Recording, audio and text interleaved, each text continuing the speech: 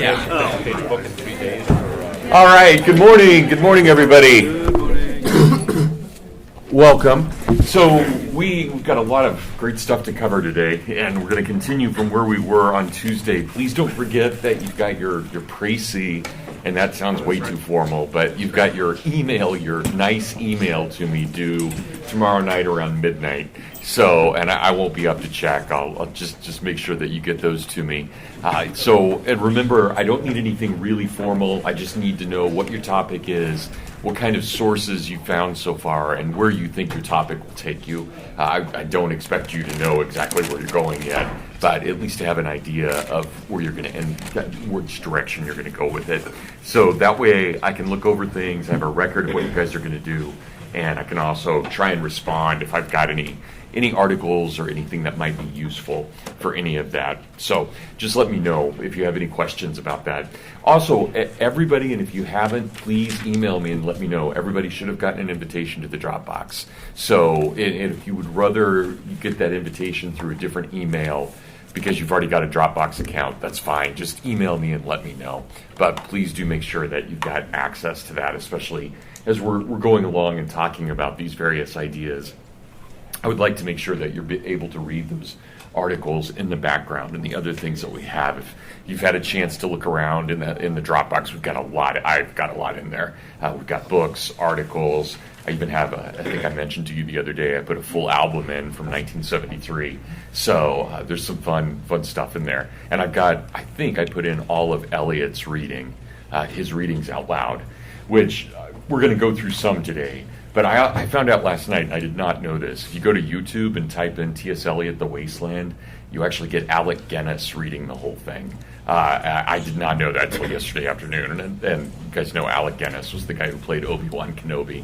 So, and he was actually really close friends with Christopher Dawson, not with Eliot that I know of, but with Dawson. So pretty fun to have him reading. It sounds very good, actually. I still prefer Eliot's reading just because you get a sense of what Eliot's trying to do. But it's nice to have a different interpretation of it as well. Peter? Does that go for the one that we watched the other day?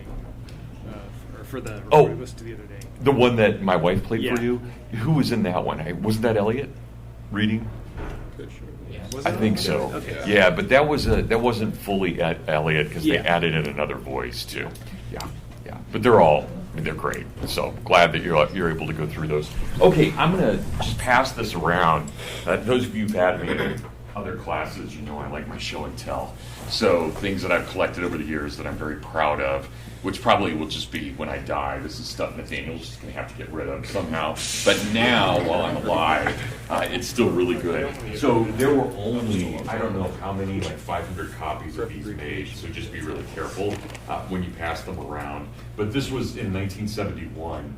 The publishers of, I think it was Harcourt Brace, of everything of Eliot, went through and they made this wouldn't have been considered a coffee table book yet, but it was kind of on the verge. It's a folio book in which they have the actual photostats of Eliot's original poem here on one side, and then on the other you've got it all typed out with the red for all of the markings. So some of you may know, and the Wasteland, what you guys read, what we read as the Wasteland, is only about a tenth of the original size of what it was. Eliot had written, The Wasteland was essentially a book, and Ezra Pound, one of his friends, they kind of had a falling out, and Pound, as you may know, went off and fought on the side of Mussolini, and weird guy from Idaho.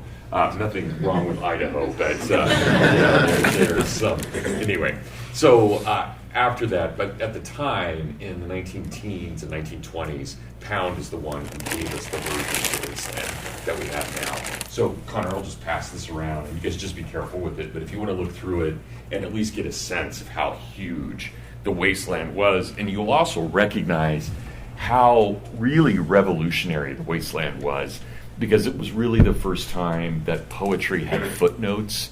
That had not really been done before, and to actually make it's a new, you can tell that Eliot is trying to make it a new art, and Pound is trying to pull it back. That basically, if you put this out there, no one's going to know what you're doing, and it's just going to fall flat. So we usually, as scholars, usually give Pound almost as much credit to the Wasteland as they give Eliot. Eliot's clearly the author, but Pound really plays a vital role in making the poem what it is. Okay, so we'll come back to that in a little bit.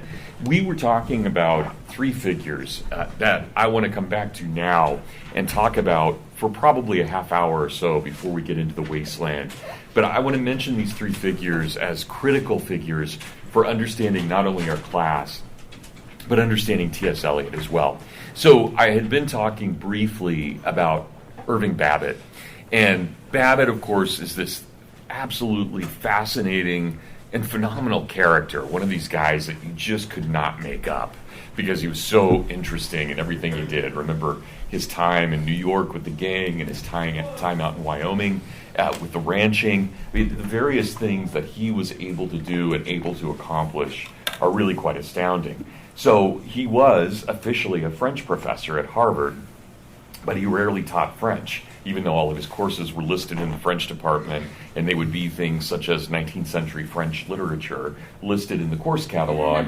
You never knew what you were going to get when you actually went into the class, as it could be Buddha that day, it could be the ancient Sanskrit writings, a whole variety of things. And people who took him knew that. And he had a huge following. And as I mentioned, just briefly, but as I mentioned at the end of the class, he was really, really well known in his own day and age. People read Babbitt and they read Moore. And these would be kind of the first great public intellectuals of the 20th century. And even if you adamantly disagreed, like Dorothy Thompson did when she threw the book against the wall, even if you adamantly disagreed with these guys, you had to read them. So that's very different than later on. And there are people that we love at this college that we've kind of enshrined, people like Ludwig von Mises or Russell Kirk, but they never in any way, shape, or form came even close to the kind of popularity that people like Moore and Babbitt enjoyed in their own day. So it's odd because we really don't remember them that well. But at the time, they were everywhere. You wouldn't have picked up a magazine or turned on the radio without some discussion of what Babbitt and Moore were trying to do. And it went so far that in 1929, much to the horror of Babbitt and Moore, there was a guy, he had been a Baptist, and a Baptist preacher, and then he had lost his faith, and then he had become a Unitarian, kind of regaining his faith, but then he thought Unitarians were way too strict in their understanding of God. So he started in the fall of 1929, he started a new religion called Humanism. And he took it very specifically. He said in his opening homily, and they had so many people try to get into this church that they had to turn away something like 80% of the crowd because it was against fire code in New York to have all these people in this building. And in that opening of his talk, of his sermon that he gives, he says quite clearly that I am making this religion based on the teachings of Paul Elmer Moore and Irving Babbitt. And that's where, when we talk about the word humanism, or if you guys are familiar at all with the American Humanist Association, with the various groups that go around under the name of humanism today, that all started in 1929 with this kind of false religion based on Babbitt and Moore. Now, Babbitt and Moore are horrified by this, absolutely, and they renounce it. But that's where, for most of us, when you hear the term humanism and you automatically think secularism, that's where it comes from. It comes from that attempt. So, okay, I have two hands. I've got Shelby and Emma. Well, what was this guy's name who started humanism? So, Babbitt and Moore are the guys who bring it about as an idea, and I don't remember the minister's name right now. I've got it somewhere. I can't remember, but he was a Baptist who became a Unitarian who then created this thing. So Schiller, maybe, like Francis Schiller might be it. I have to look it up. So I've got it somewhere in my notes, but I don't think I can find it quickly. So, yeah, Emma. Oh yeah, sorry. I mean, he's obviously Francis Schiller. I can't remember Fritz Schiller.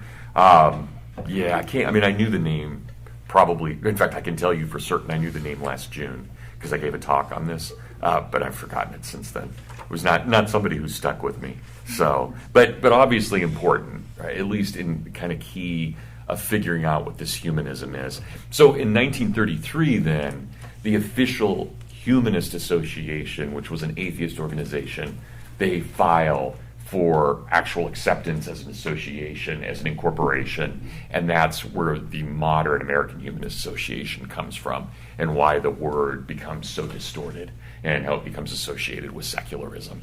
So, Andrew. It's Charles Francis Potter. So That's it. I underlined it in the article. That's the only reason. That's it. Charles Francis Potter. That's right. Good job. Thank you. So, what did I say?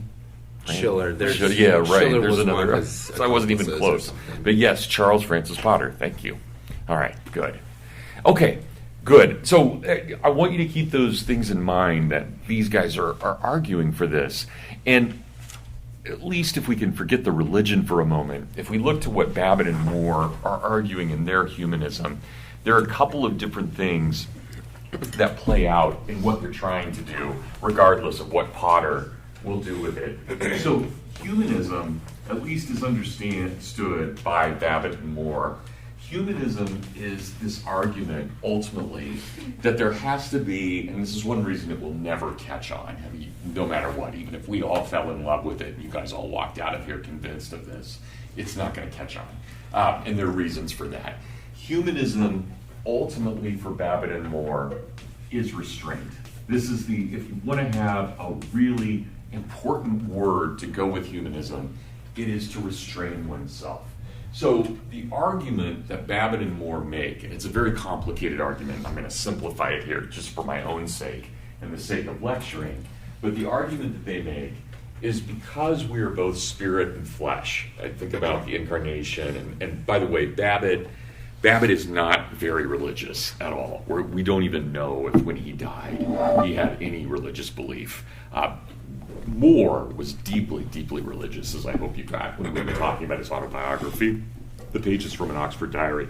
But Babbitt was really skeptical about religion, and partly because of his father and the kind of sham that he saw it as when he was growing up. But regardless, they still, even if Babbitt believed very little in a kind of Trinitarian God, he still had that old Platonic notion that man is both spirit and flesh. And so his is more of a classical understanding. But because we're spirit and flesh, we are always, as creatures, we are always torn in various directions. This is the central tension of being human, that we have to figure out what part of us is spirit and what part of us is flesh. And we rarely get it right. We usually put too much emphasis on the material, or we put too much emphasis on the spiritual. So from Babbitt's perspective, the medieval period put way too much emphasis on the spiritual, but the modern world puts way too much emphasis on the material.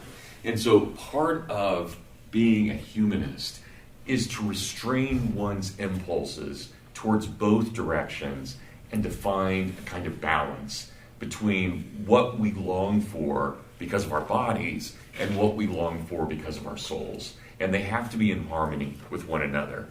And there are very few people, this is extremely elitist on the part of Babbitt. Moore's a little bit more anti-elitist than Babbitt is. But Babbitt thinks that there are probably only about 6 or 7 people in history who've ever attained this.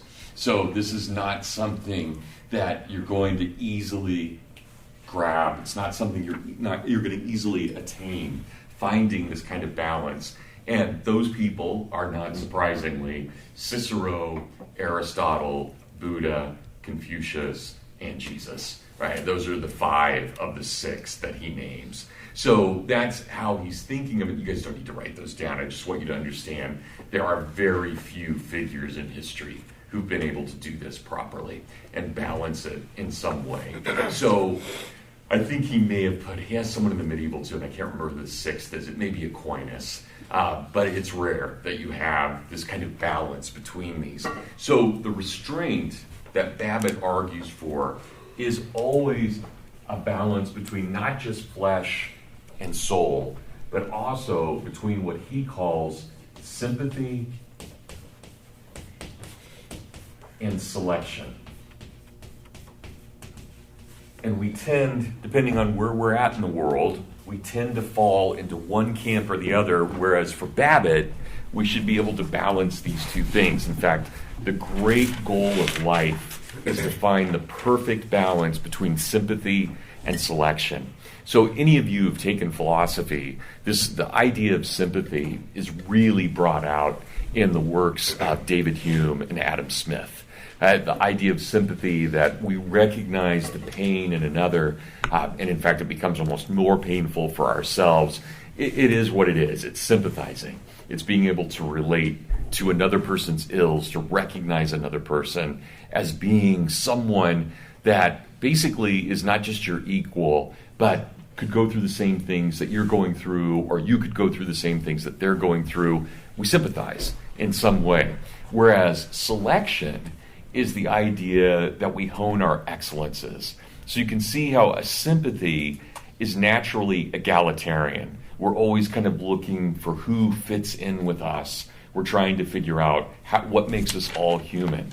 But the selection is much more, well, Peter is excellent at this one thing, and therefore I admire him for that. And Babbitt says we have a problem with that because sometimes we're too sympathetic, and when we're too sympathetic, we become superficial and shallow.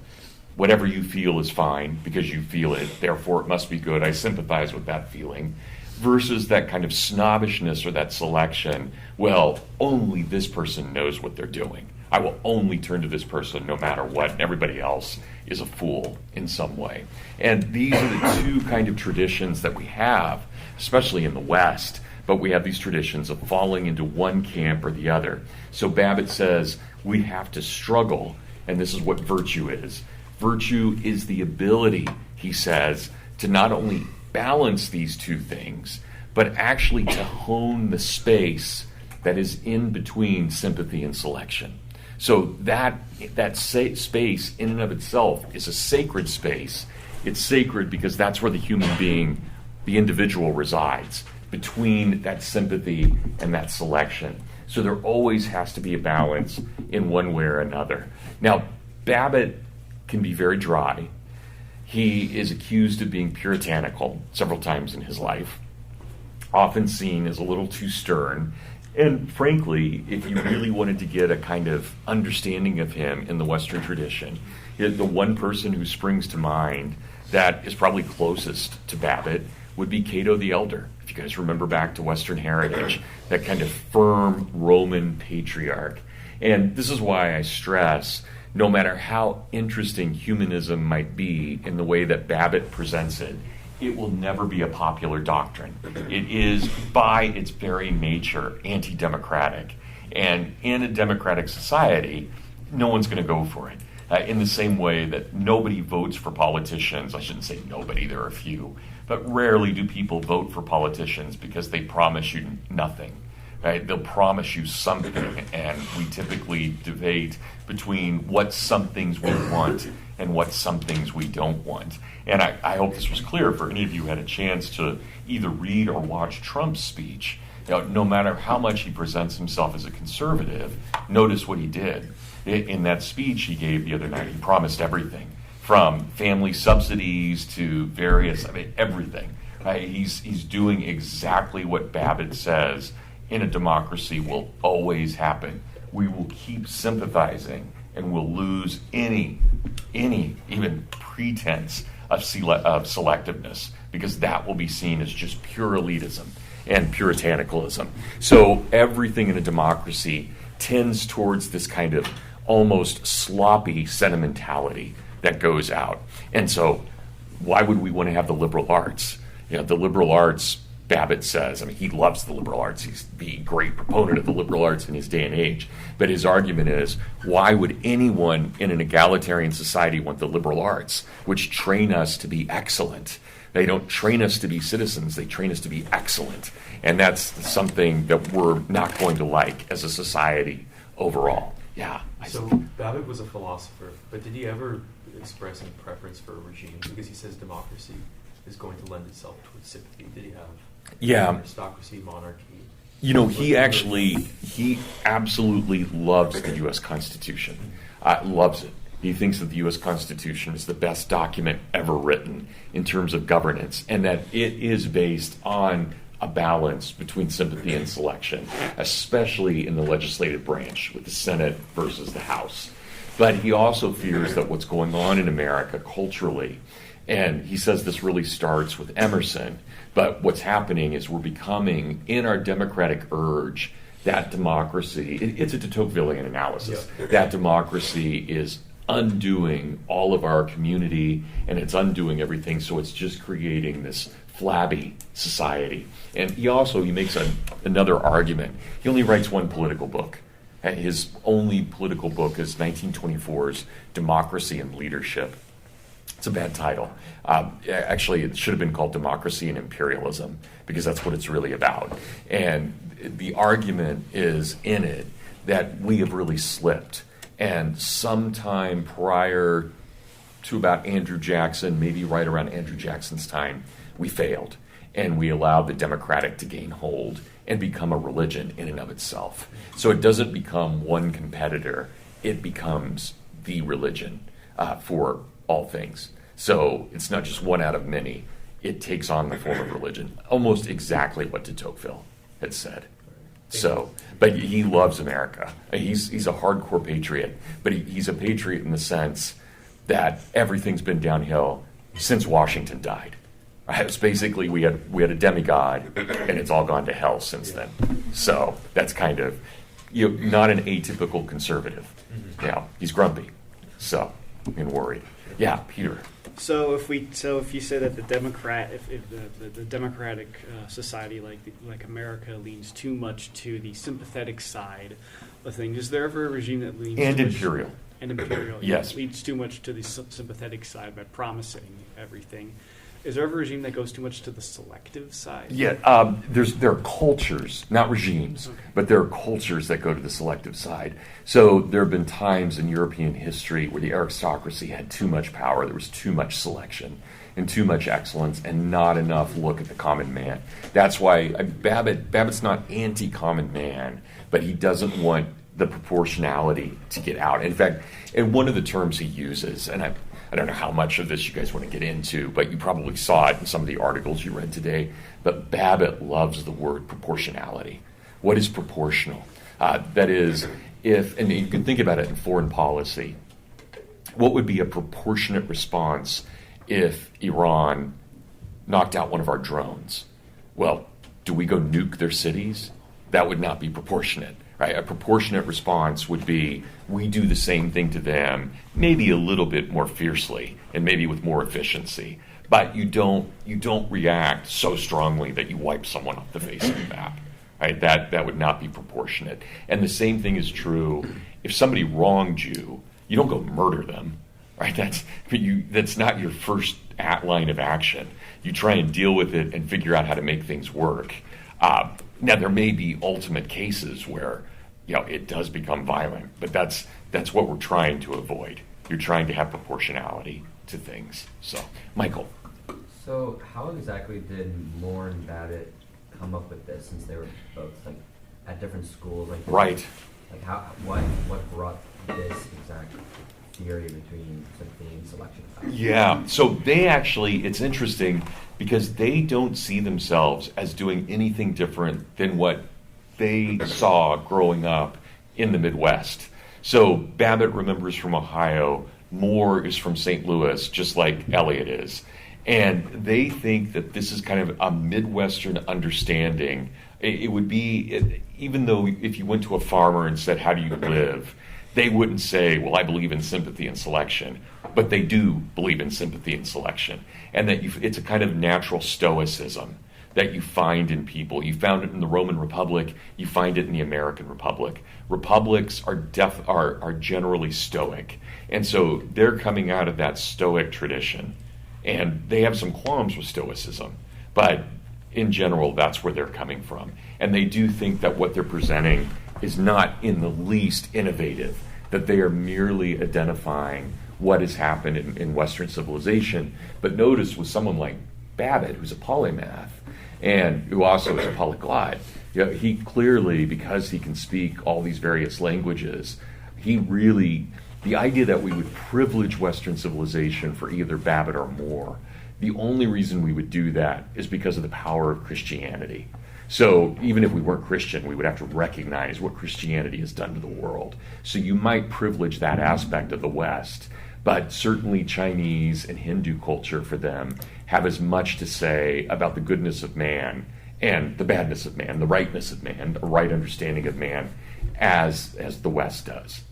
So it's funny, I mean, it's odd. Most of us in this room who would get our conservatism, and at Hillsdale, where it would come from, our conservatism would come through Kirk. But one of the reasons we focus so much on Western Civ is because people like Kirk weren't good at languages.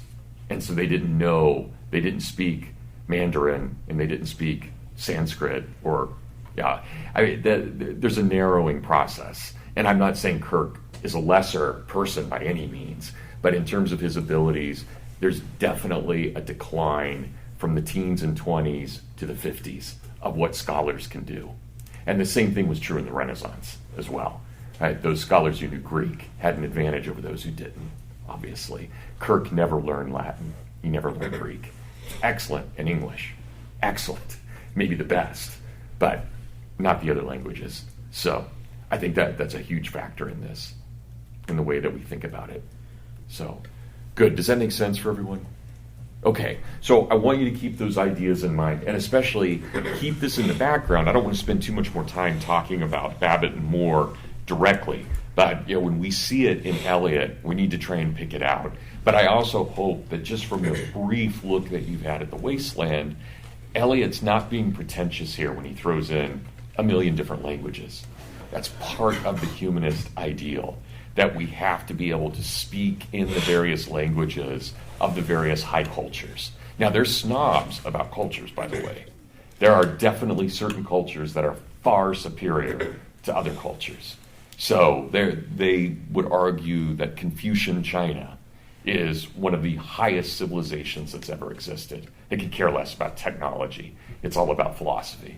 Yeah, when do people get things right?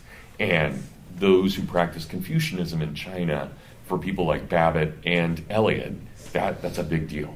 That means a lot. So they're certainly not going to try and find anything good in the Aztecs. Right? This is just, these guys were nuts. There's nothing to study from them. But we do with the Chinese, or we do with the Hindus. Very much so. Okay, good. So I want to mention one other person here, and a person who's, I think, absolutely fascinating. But again, we rarely remember him, and when we do remember him, we remember him mostly for his connections to other people, but also someone who dealt with humanism at the exact same time, so arriving at the exact same theories, but on the other side of the Atlantic. And this was a Anglo-Irish, I don't know what we'd call him. He does end up getting a degree in philosophy, but it would be hard to call him a philosopher. A guy by the name of T.E. Hulme, Thomas Hulme, who is just, the more I read about him, the more I respect him, and the more I like him. And I had not really even heard about him until roughly 10 years ago or so. No, it would have been before that, and now longer than that. I first heard about him about 2005, so it's been about 15 years when I first encountered him. T.E. Hulme is this fascinating, Is it an O or an A? Oh, I'm sorry. H-U. U. Sorry about that. Yeah, Hulme, and it's properly pronounced Hulme. But the way, if you hear like Eliot say it, he'll call him home. So he swallows the L. But anyway, so this guy was really interesting. So he's probably of Irish descent, but ends up living in England. And he goes to Cambridge. This would have been right around 1900.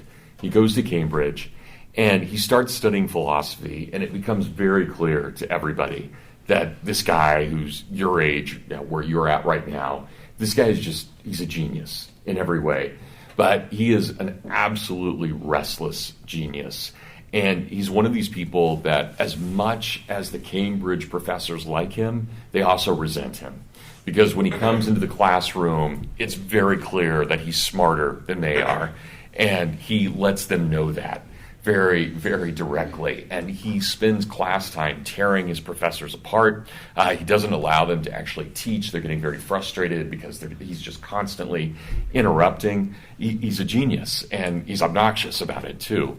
And he's also got a wild side. He loves going out to the pubs at night and getting into bar fights. This is one of his favorite things to do. So one of the things that happens right around 1900 is this confluence of bad things where his professors admire him but resent him.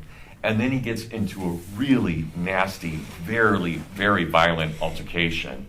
And so he's kicked out of Cambridge until he can reform himself. He's forced not out of just out of the college, but out of the city as well. He's exiled. And so what he does, and he's an atheist at this point, and that's important to the story, he visits an aunt in Canada. So he goes across the Atlantic, and when he gets to Canada, and this is, I actually have pictures of Hulme. I'll bring him in. I don't have it set up today. Just when you look at the guy, he's got a presence. I don't know any other way to explain it. There's just something about the way he appears and the way he carries himself.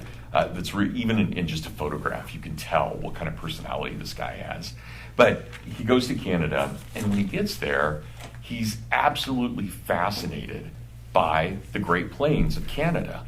He's never seen anything so vast. And for those of you, this is just a minor point, and some of you may know this. It depends if you've traveled across Canada or not.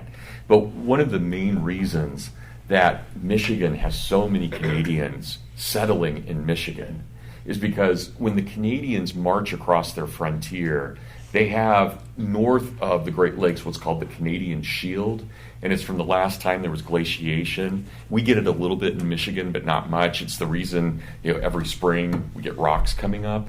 This is from the previous glaciation. But in Canada, these aren't just rocks, they're immense boulders that come up. And the Canadian Shield is about 100 miles across.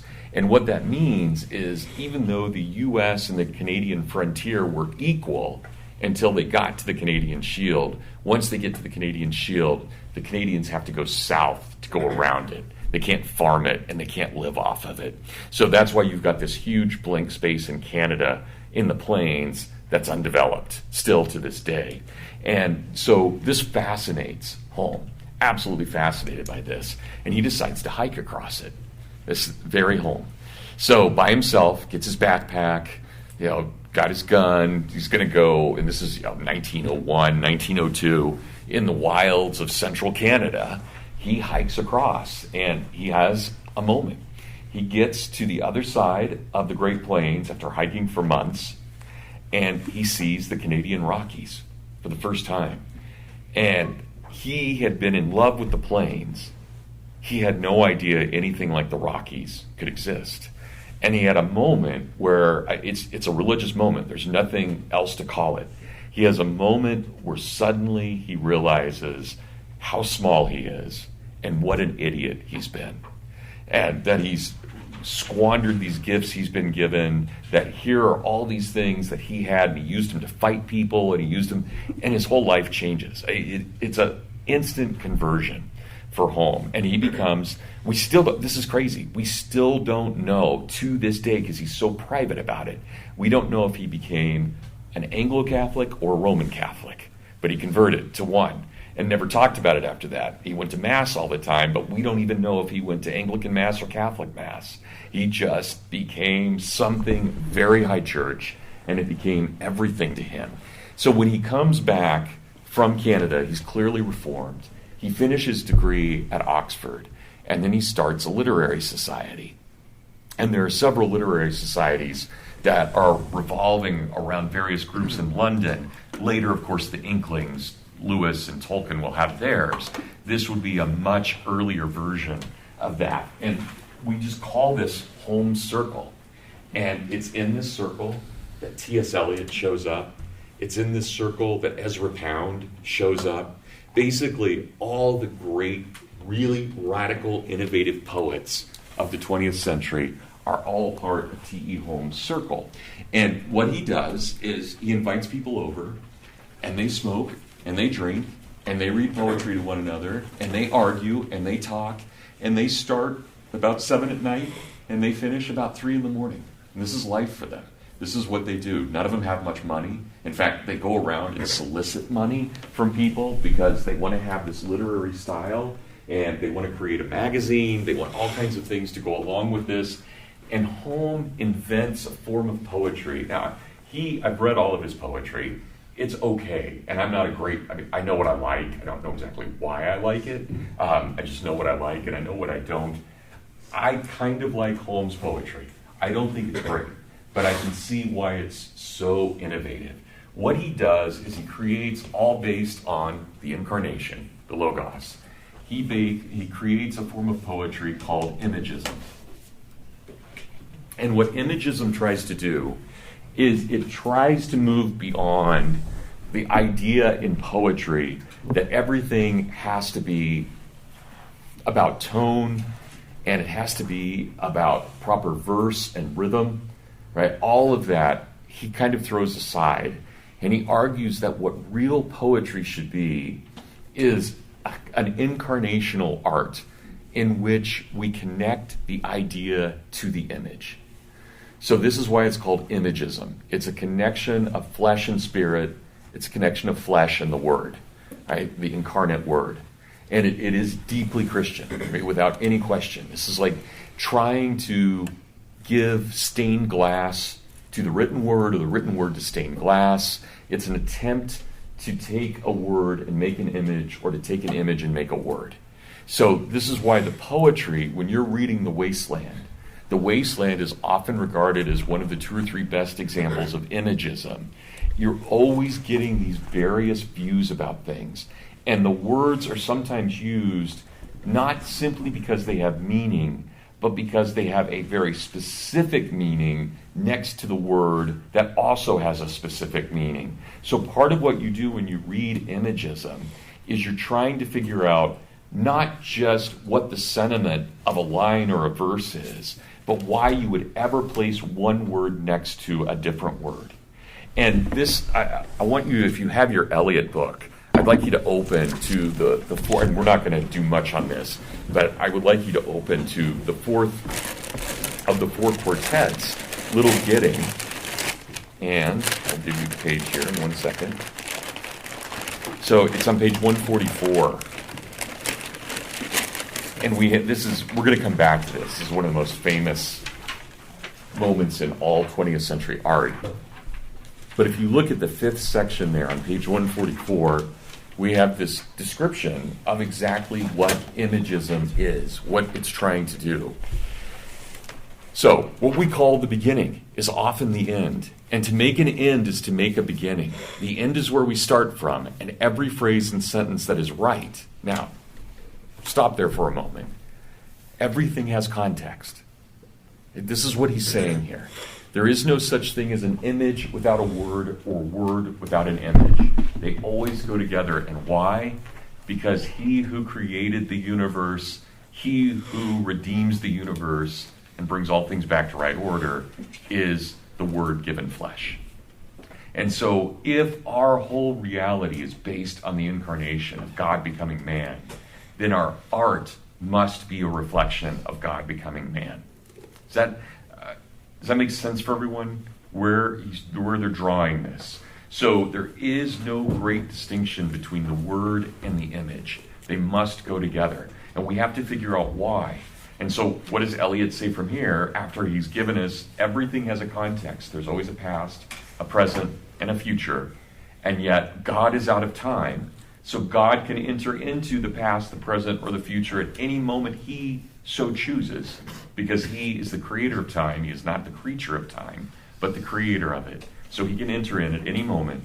So what do we do with the words then? And this is where Eliot is just stunning. Where every word is at home, taking its place to support the others. So again, we're not just studying a stanza or a verse.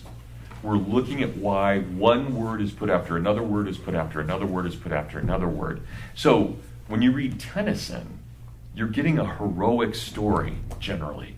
When you read Eliot, you're being bombarded with images. to ignite the imagination, not necessarily towards a single heroic or noble end, but towards God. It's a form, in other words, poetry, here, let me put it this way, and I'm afraid I'm not explaining this well, but let me put it this way for trying to understand it. For Eliot, poetry is not us witnessing a miracle. Poetry is us standing inside of the miracle and witnessing the world from the viewpoint of a miracle. That's what we're trying to do. So we don't just observe beauty, we live in beauty. And imagism is a way to understand, live, and breathe beauty. To have these images given to us.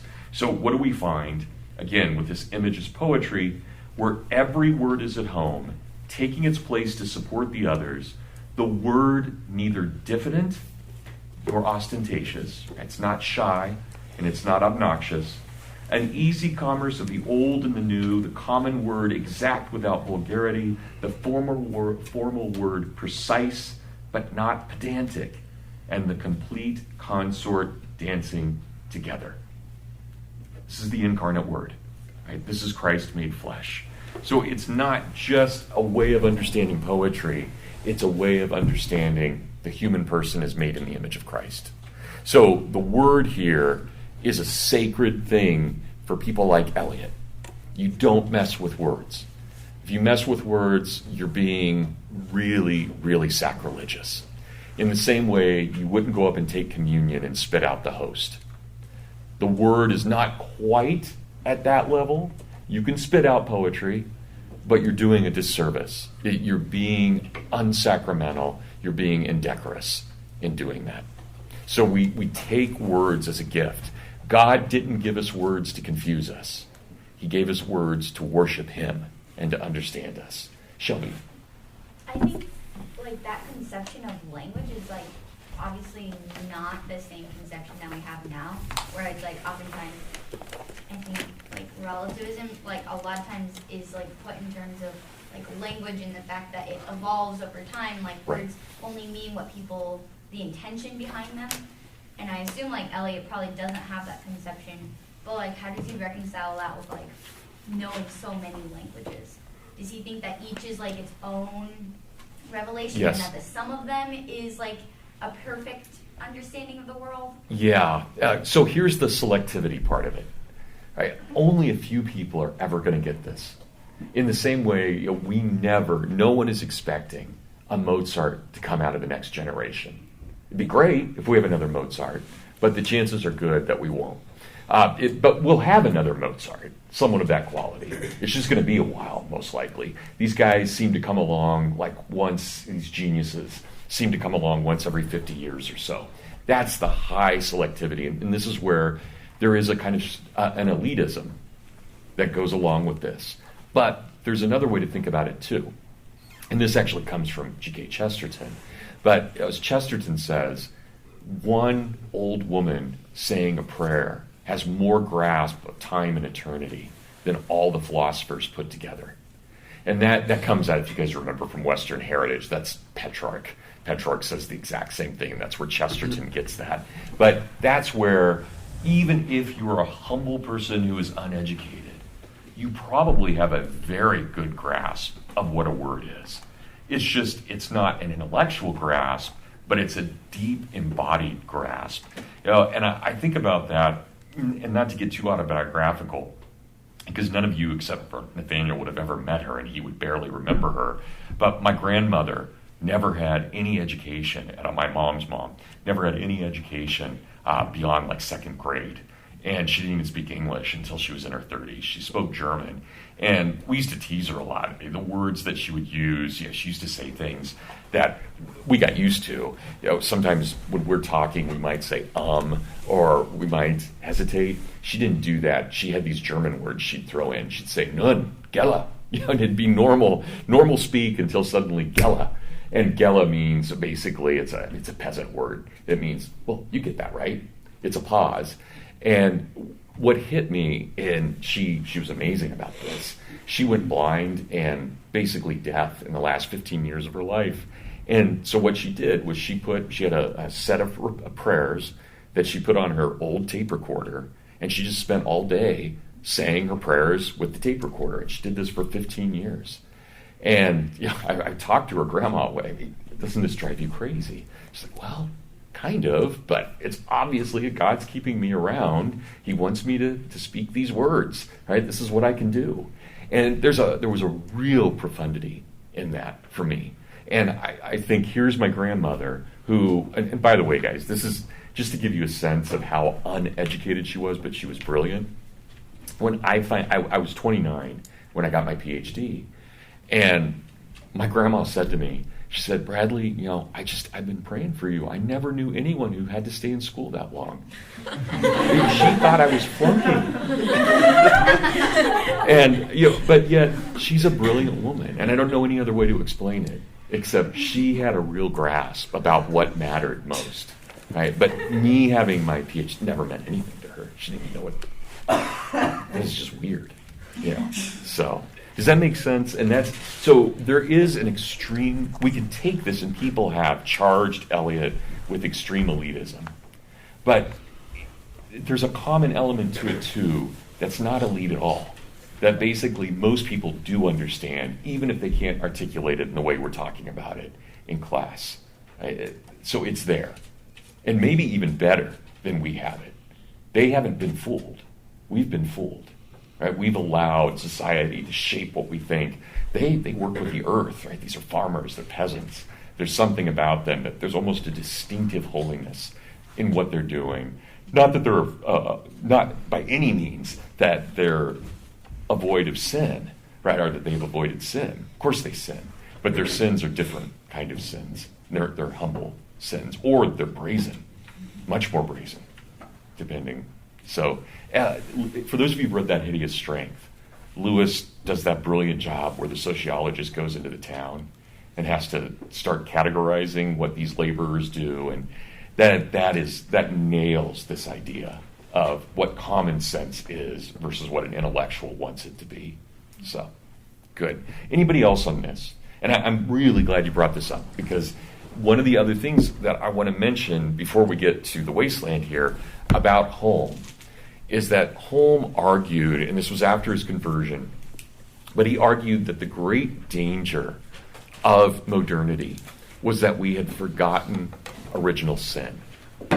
And in forgetting, and he said this all the time, where people made fun of him. Like, you bring up T.E. Hulme in a discussion, and they'd say, T.E. Hulme, who created sin, right? Because he just emphasized it so much. But his argument was that because we're gaining knowledge so quickly about steam, about air flight, about soon nuclear, whatever it may be, because we're gaining this so rapidly, we're starting to think of knowledge as a god.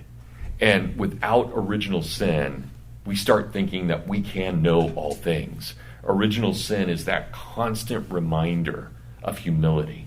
So even if we don't take original sin as a definite form of theological truth, it is a cultural reality that we need original sin to keep us in check.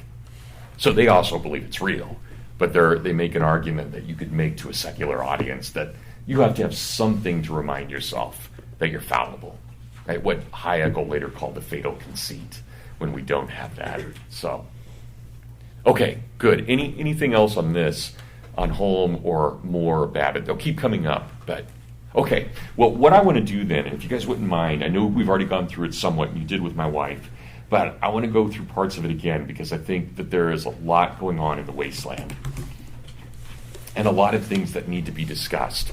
So if you remember on Tuesday, I had mentioned that the Wasteland itself is a poem about hell.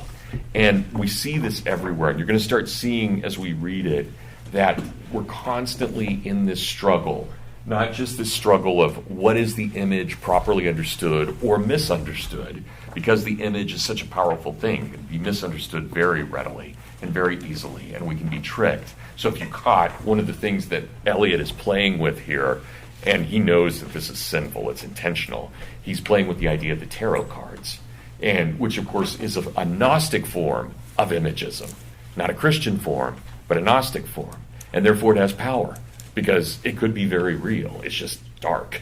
It's not meant to be something that we're supposed to be able to know. But that, if you caught that, this is why there are these various images going on within the poem, because they're playing tarot. And a lot of the things around it are based on the idea of tarot. But we also have then this idea, very strongly, of what is selective and what is sympathetic. Where do we find that? How do we make judgments between what is and what isn't in a thing? All right, so everybody, what page are we on? 37? Let me get to Eliot here. All right. I can't remember which one of these things.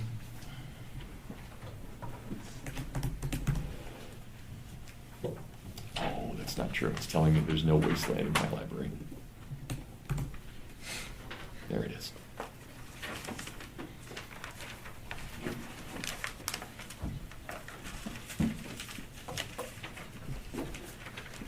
The Wasteland, the burial of the dead. April is the cruelest month, breeding lilacs out of the dead land, mixing memory and desire, stirring dull roots with spring rain. Winter kept us warm, covering earth in forgetful snow, feeding a little life with dried tubers. Summer surprised us, coming over the Starnbergersee with a shower of rain. We stopped in the colonnade and went on in sunlight into the Hofgarten and drank coffee and talked for an hour. Bin gar keine Russin, Stamm aus Litauen, echt Deutsch. And when we were children, staying at the Archduke's, my cousins, he took me out on a sled and I was frightened. He said, Marie, Marie, hold on tight. And down we went. In the mountains, there you feel free. I read much of the night and go south in the winter. What are the roots that clutch? What branches grow out of this stony rubbish? Son of man, you cannot say or guess, for you know only a heap of broken images where the sun beats. And the dead tree gives no shelter, the cricket no relief, and the dry stone no sound of water. Only there is shadow under this red rock. Come in under the shadow of this red rock, and I will show you something different from either your shadow at morning striding behind you, or your shadow at evening rising to meet you. I will show you fear in a handful of dust. Frisch weht der Wind der Heimat zu. Mein irisch Kind, wo weilest du? You gave me hyacinths first a year ago. They called me the Hyacinth Girl. Yet, when we came back late from the Hyacinth Garden, your arms full and your hair wet, I could not speak, and my eyes failed. I was neither living nor dead, and I knew nothing. Looking into the heart of light, the silence, öd und leer das Meer. Madam Sosostris. Okay, let's talk about that first part for a moment. What kinds of things do you see in this? And especially from what we've talked about so far today, what kinds of questions is Eliot trying to get at with the Wasteland? And remember, it's 1922. Hulme is dead. Hulme died. He volunteered to fight for the English during World War I, and he's killed in France. So he's gone. And that's a shock for a lot of people. In fact, Eliot will write an essay in 1924 that Hulme should have been the great man of the 20th century. He should have been our Mozart. But he's gone. And therefore, we have to carry on the best we can without him. But he was leading the way. So a lot of that's going on in Eliot's mind here. Eliot is also in the middle of a horrific marriage. His wife beats him. She's totally abusive in every way. She's having an affair with Bertrand Russell, the very famous philosopher. In fact, Russell had invited them to live as a young couple, with him, and the whole reason, of course, was he was sleeping with Eliot's wife. So Eliot didn't believe in divorce because of his religion. So he had to stay. It's crazy stuff going on. This is bad for him. So what do we get reading this?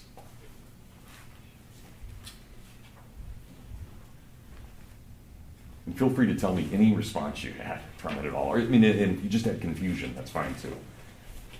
Yeah, Laura. Well, even in like just the very first few lines, kind of that reversal of the seasons, like normally you think of spring and summer as happy times, but you kind of flops that. Yeah, right. Even at the very beginning, right? Who among us, now we all do, and we make jokes about it, but we make jokes because of Eliot, right? April is the cruelest month. Well, that's not how we generally think of April, right? April is the traditional month of the Easter season, the lilac, all of these things, these very hopeful things. And yet, what does Eliot say? Don't be fooled. Right? This is a cruel month. So, yeah, right away it's dark. I mean, really dark. Yeah. Emma, you raising your hand? Oh, well, I just kind of along the same things. I really Sure. like the contrast of winter keeping us warm as opposed to like summer keeping us warm, and just like the thought that the snow and like the beauty of the snow is really nice and like comforting because it's been covering up all this like dirt and ickiness, and like now that it's April and everything is melting, like April is the coolest month because everything is being revealed as it is. Yeah. Okay. And what do we see? I mean, if you just think about the image for a moment, what has happened to our image just in the little part we listened to? What's changed? If every image has to have a context, what context is this?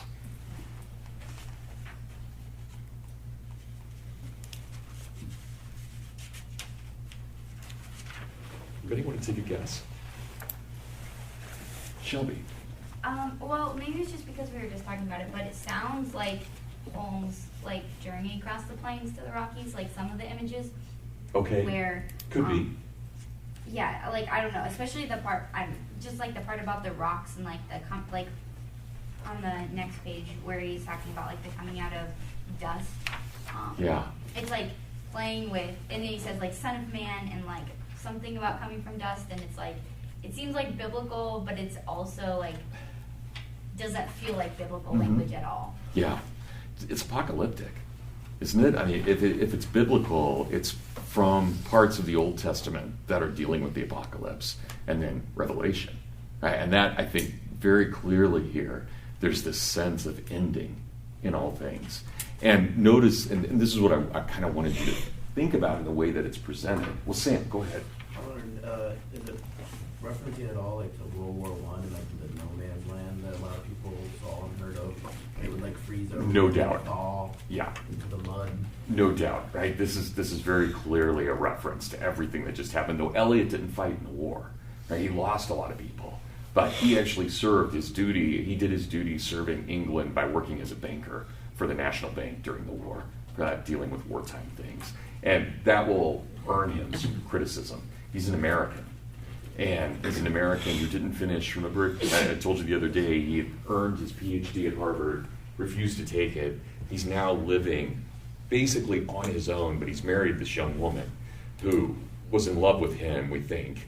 He was definitely not in love with her, and he didn't know what he was doing when he was utterly innocent when he married her. And she was a very vivacious person in all kinds of ways. And I just said, I mean, she's going to be getting into all kinds of trouble with Bertrand Russell.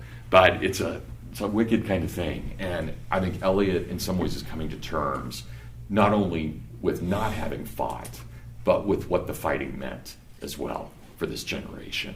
So one of the things I wanted you to pick out, and I've been reading this stuff forever, so I think there are reasons I see things that you wouldn't necessarily yet, and it's great because you're going to see things I no longer see and I need to see again. But the whole thing that we've just heard all takes place within roughly a day. And the light has shifted the whole time, so the word has stayed the same, but the perception of it has dramatically changed throughout this little part that we have. So we end on that section there, right where we've got that kind of Dutch cross with German there, right above it. What are we? Well, I was neither living nor dead. We've entered this twilight. It's not daytime and it's not nighttime yet. We're in this kind of middle thing. And that's Eliot, even as a young man. He's not much older than you guys are at this point when he's writing this. In fact, he's barely older than you are. He's probably about 25 or so. And life has not been good to him, at least in the last few years. He's been in this hell and trying to figure out how to get through it. And he thinks his life is doomed. He thinks it's over. He truly did think it was over. And part of the Wasteland is not just expressing, and Sam's absolutely right, it's expressing discontent with Europe and what modernity has brought upon Europe, but it's also a very personal statement on his part. In fact, so much so that at one point in the early 1930s, he and Paul Emer Moore are very, very close friends, and they're writing back and forth, and Moore makes a joke about, we could go back to the Wasteland and think about the Eliot of the Wasteland. And Eliot writes back saying, I know everybody, because he becomes instantly famous with the Wasteland, or infamous, depending on the way you want to look at it, but he becomes the poet of the era, for good or bad. But as soon as that happens, Eliot, people start trying to interpret it, and they interpret it exactly like Sam did, which I think is a very important interpretation. It's about World War I. And Eliot wrote back and he said, well, sure, that was all in the background, but I'm really talking about the loss of my marriage. So that's got to be important, that there's a lot. And I don't think we could ever have Imagism without it being autobiographical, because it's so deeply tied to how we as words perceive our own context with one another and how that changes. So there are a couple of different things. Did you catch any blatant references to Imagism, as Hulme would put it? Isaac? I mean, you cannot only say or guess, for you only know broken images where the sun beats. He's talking about modernity. Yeah, right? This is all broken down right there. What is he presenting to us? A heap of images. And now we have to make sense of them. And it's pretty hard when they're in rubble to make sense of the image, because the context is jumbled. It's much easier when we all start class on time. And when you sit in the same spot you did, I'm not recommending this, I'm just saying, when you sit in the same spot, and we get a familiarity. I can say, oh, sure, I know Lauren, she sits between so-and-so, and yes, I know Jen, and I have a context. There's no context here for this person, right? They're lost. It's rubbish everywhere. And in that rubble, he has to figure out, what does this mean? Now, there is, interestingly enough, a reference immediately, and I don't know if you would have caught this because it's in this kind of faux German, but a reference to Burke right away. His Irish kin. And that Eliot loved Burke, absolutely loved Burke. And so, how do we figure out, World War I's effects have been kind of like the French Revolution's effects. And these are similar kinds of things. And if we got out of that one, we can probably get out of this one as well, right? Most likely. Okay, any other thoughts on this first part? Broken images, pretty obvious. Also, I hope you caught at the beginning, not just that April is the cruelest month, but what are we filled with? Third line, memory and desire. Right? In so many ways, Eliot here is asking critical questions. What is time? What is history? And how do we fit into time and history as persons? What does that mean? All right, do you guys mind if we go on for a little bit more? Everybody, any final thoughts on that part? Okay, Isaac. Do we need to know the non-English? There's something, a lot of it's just made up. It's not, some of it's real, like where he's using the Sanskrit later on. Much of it's real. The French is real. His German is good but slangish. So, I'll try and point out things where I think they're necessary, but a lot of it's for effect. And it's also, believe it or not, a lot of it's done to make you kind of catch your breath to move on to the next English part. Mm-hmm. So it's kind of to reflect on the English you just had. So more than showing off, or it's a however kind of thrown in right in the middle. So, Lauren. I think we talked about this with Mrs. Dr. Fraser, but talking about she's pretty cool, isn't she? I like her. Talking about the theme of water and how that kind of Yeah. baptism. Yeah. I think it's interesting that it begins with snow as like the first hint.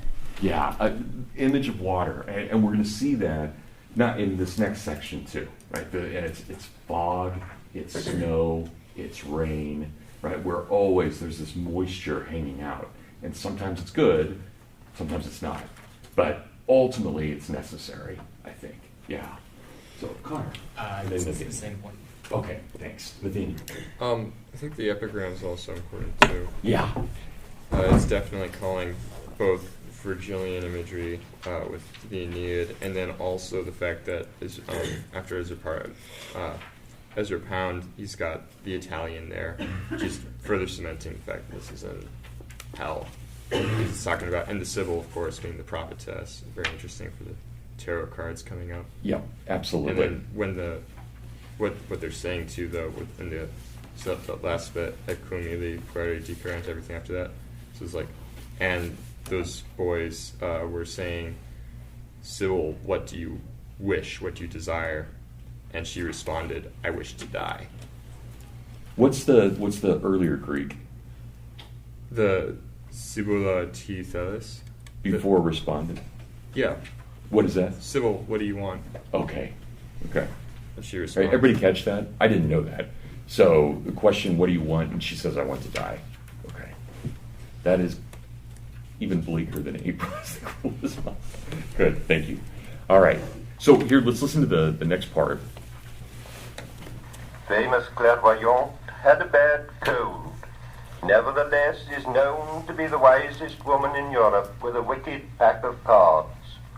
Here, said she, is your card, the drowned Phoenician sailor. Those are pearls that were his eyes. Look. Here is Belladonna, the lady of the rocks, the lady of situations.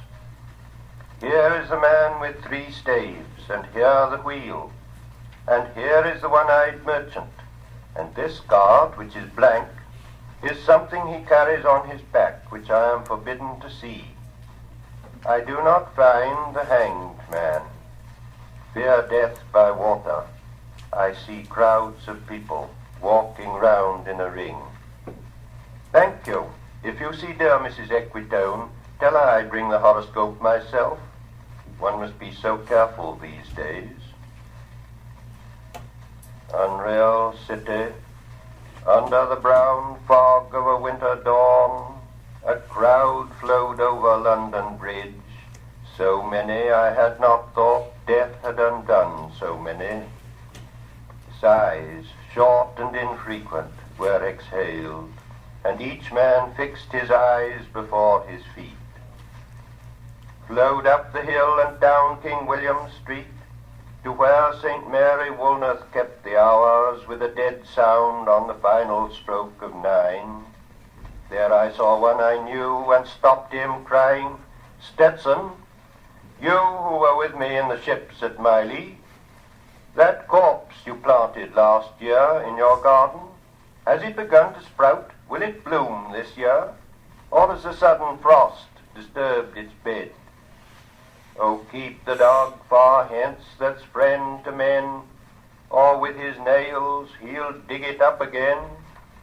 You, hypocrite lecteur, mon semblable, mon frère. A game of chess.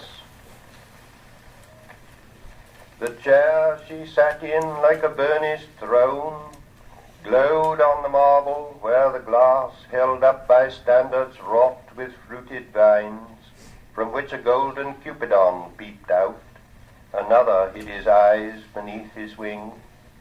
Doubled the flames of 7-branched candelabra, reflecting light upon the table as the glitter of her jewels rose to meet it from satin cases poured in rich profusion. In vials of ivory and colored glass, unstoppered, lurked her strange synthetic perfumes, unguent, powdered or liquid, troubled, confused and drowned the sense in odors, stirred by the air that freshened from the window. These ascended, enfattening the prolonged candle flames, flung their smoke into the laquiaria, stirring the pattern on the coffered ceiling. Huge seawood fed with copper, burnt green and orange, framed by the colored stone, in which sad light a carved dolphin swam. Above the antique mantel was displayed, as though a window gave upon the sylvan scene, the change of Philomel by the barbarous king so rudely forced. Yet there the nightingale filled all the desert with inviolable voice, and still she cried, and still the world pursues, jug, jug, to dirty ears. And other withered stumps of time were told upon the walls, staring forms leaned out, leaning, hushing the room enclosed. Footsteps shuffled on the stair. Under the firelight, under the brush, her hair spread out in fiery points, glowed into words, then would be savagely still. My nerves are bad tonight. Yes, bad. Stay with me. Speak to me. Why do you never speak? Speak. What are you thinking of? What thinking? What? I never know what you are thinking. Think. I think we are in Rat's Alley, where the dead men lost their bones. What is that noise? The wind under the door. What is that noise now? What is the wind doing? Nothing again, nothing. Do you know nothing? Do you see nothing? Do you remember nothing? I remember those are pearls that were his eyes.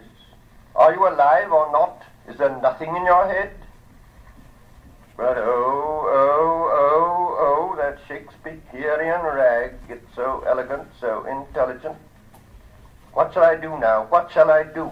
I shall rush out as I am and walk the street with my hair down, so. What shall we do tomorrow? What shall we ever do? The hot water at 10, and if it rains, a closed car at 4, and we shall play a game of chess, pressing lidless eyes and waiting for a knock upon the door. All right, lots of grim imagery in that. So not only do we have the tarot, but we have this couple fighting with one another. One doesn't speak and the other doesn't think. And anytime, and we see this always in Eliot's poetry, we're going to see this over and over again. The idea of rats is all over Eliot's poetry. And it always symbolizes the decay of something. If rats are there, something has gone terribly wrong. And you should get a shuddering, horrific image. This is like a Stephen King novel at this point when he mentions rats. It's brutal. And anybody catch what do we even call this section that we just read after the unreal city and the fog? What's going on here? Anybody catch this? What are they doing? And what's it mean? Sam? Oh, I'm sorry. I thought you were. I mean, what's the blatant thing they're doing? From the title. They're playing chess. And what does that mean? What do we think of when we think of chess? What kind of game is it? Is it a game of luck? Peter. A game of strategy. It's a game of strategy. Right? How different from the tarot? So the tarot is this unbelievable excess, whereas chess is a game of strategy. And so what's really going on here, and even in this marriage fight, do they know what they're doing? Is this all pre-planned? Are these chess moves? Are they trying to get one step ahead of each other? And even the way that they're talking with each other. I mean, it's brutal, but there's also a game in it, in the way that they're playing. And it's clearly a couple that has spent a lot of time together. And there's a kind of brutality to what they're doing in all of it. And of course, we end, at least the part that we just read, we end, once again, in twilight. Everything's kind of confused. It's not exactly accurate. Anybody catch what religion they may have been? It's just very brief. Jewish, possibly? Yeah, why do you say that, Connor? It mentions, I'm trying to find it again, but the seven-branched candelabra. Yeah. Middle. Yeah. There's some Hanukkah element going on here, which makes this even more interesting. So, but we'll have to pick that up at another time. That's our time, guys. Thank you very much. So I will see you on Tuesday, and we're going to start talking about Christopher Dawson, and we're also going to keep going with the Wasteland and talking about what it means. All right? So God bless. Have a great weekend.